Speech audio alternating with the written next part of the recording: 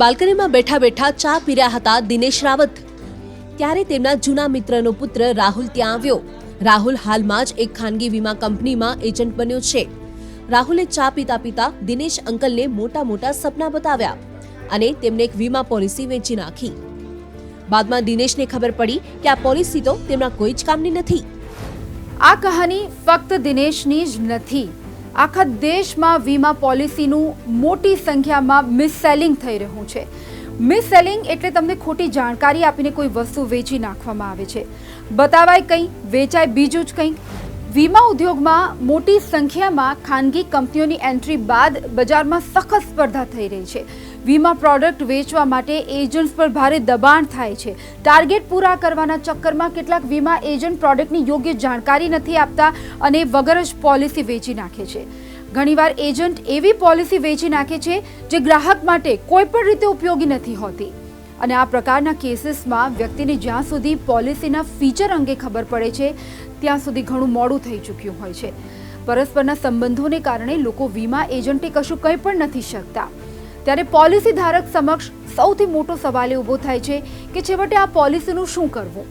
જો પોલિસીને ચાલુ રાખવામાં આવે તો ઊંચા ખર્ચના કારણે નકારાત્મક રિટર્ન મળે અને જો વીમા કવરની દ્રષ્ટિથી જોવામાં આવે તો તે પણ કંઈ ખાસ નથી હોતું. આવી સ્થિતિમાં ગ્રાહકની દુવિધા વધી જાય છે. આવા ઉત્પાદમાં વધારે પૈસા નાખવામાં કોઈ સમજદારી નથી. સૌથી સારો વિકલ્પ એ છે કે આવી પોલિસીથી જલ્દી છુટકારો મેળવી લેવો જોઈએ. બધા પ્રકારની વીમા પોલિસીમાં એક વિકલ્પ હોય છે. જો તમે પોલિસીની શરતોથી ખુશ નથી તો વીમા કંપનીને પોલિસી પરત આપી દેવી જોઈએ.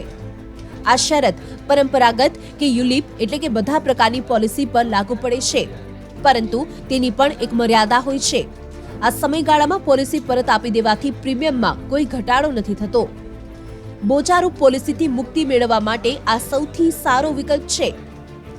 વીમા કંપનીઓ પોલિસીની સમીક્ષા કરવા માટે સમય આપે છે. જો તમને કોઈ પોલિસી ખોટી રીતે વેચી દેવામાં આવી છે અથવા તો તે તમારા કામની નથી તો તેને પરત સોંપી શકો છો. આ પ્રક્રિયા તમારે 15 દિવસની અંદર પૂરી કરી દેવી પડશે. આ અવધિમાં તમે પોલિસીથી બહાર નીકળો છો તો તમને કોઈ પેનલ્ટી નહીં લાગે. આને પોલિસીનો ફ્રી લુક પીરિયડ કહેવામાં આવે છે. કેટલીક કંપનીઓ 1 મહિનાનો ફ્રી લુક પીરિયડ આપે છે. પોલિસીના દસ્તાવેજોને લઈને વીમા કંપનીની શાખામાં જાઓ અને સંબંધિત અધિકારીનો સંપર્ક કરો. તેમાં તમને કોઈ મુશ્કેલી નહીં પડે. કંપનીના અધિકારીઓ કાયદેસર પર તમારા પર કોઈ જ દબાણ નહીં કરી શકે. કાગળની કાર્યવાહી પૂર્ણ થયા બાદ વીમા કંપની તમારું પ્રીમિયમ પરત આપી દેશે. આવો સમજીએ કે એક વીમા ધારક પાસે કયા કયા વિકલ્પો બચે છે જ્યારે તે કોઈ એવી પોલિસીમાં ફસાઈ ગયો છે જેની તેને જરૂર જ નથી હોતી. માની લો કે વધારે સમય નીકળી ગયો છે એટલે કે ફ્રી લુક પીરિયડ મિસ થઈ ગયો છે તો બોજારૂપ બની ગયેલી પોલિસીમાંથી બહાર નીકળવા માટે લેપ્સનો વિકલ્પ પસંદ કરી શકો છો. એટલા માટે તમારે વીમા કંપનીની પાસે કોઈ દસ્તાવેજ જમા કરાવવા નહીં પડે. બસ નેક્સ્ટ પોલિસીની ચૂકવણી રોકી દો. જો કે પોલિસી લેપ્સ કરવાના બદલામાં તમને કંઈ નહીં મળે. કંપની તમારા પહેલા પ્રીમિયમને જપ્ત કરી લેશે.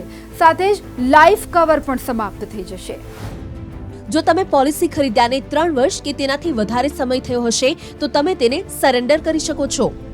જેવા તમે કોઈ પોલિસીને સરેન્ડર કરો છો તો તરત પ્રભાવથી જીવન વીમા કવર સમાપ્ત થઈ જશે.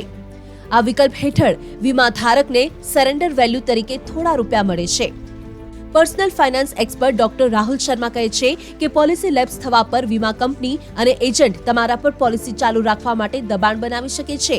જો તમે સંકલ્પ લઈ ચૂક્યા છો કે આ પોલિસી તમારા માટે ફાયદાકારક નથી તો તમે કોઈ પણ પ્રકારના દબાણમાં ન આવતા. પોતાના નિર્ણય પર અડગ રહો. જો દબાણમાં આવ્યા તો લાંબા ગાળામાં મોટું નુકસાન થઈ શકે છે. જો કોઈ વ્યક્તિ વીમા પોલિસીથી સંતુષ્ટ નથી તો તેને લાંબા સમય સુધી રાખવામાં કોઈ ફાયદો નથી. તેનાથી જલ્દી છુટકારો મેળવી લેવામાં જ સમજદારી છે.